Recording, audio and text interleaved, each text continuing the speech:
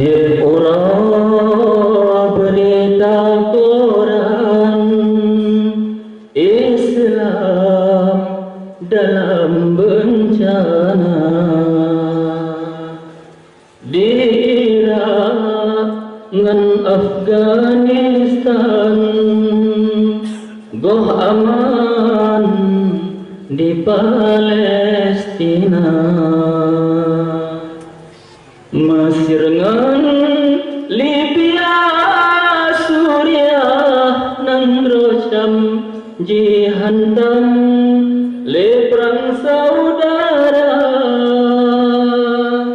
Dummate inangan agam yang Islam tak sayang baitan dosa.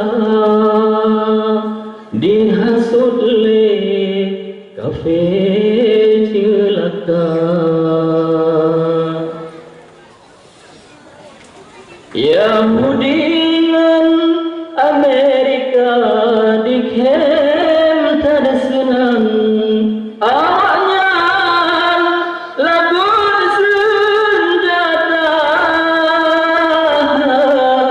yang tak rubah nang Islam yang berperang melayang nyawangan harta nyawa gadro lagakan janjangan baksa bohjan umat Islam hanale medaya bang bila lam dunia tapi hana persatuan kafe hantam dan saudah tung bila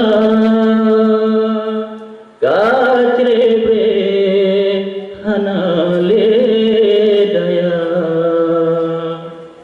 Tiap orang berita koran Islam dalam bencana.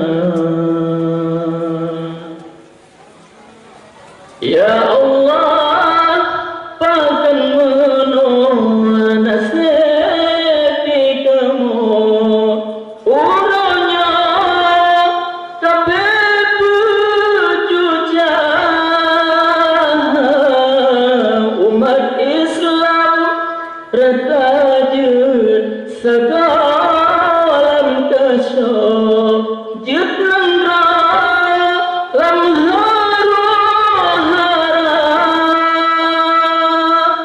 mungkinnya sahabatnya alam nangro tanpa kau amar agama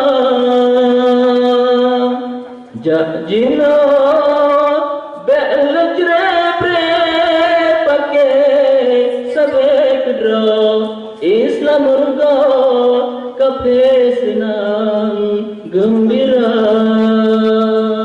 tamu sabo gedanya tiga.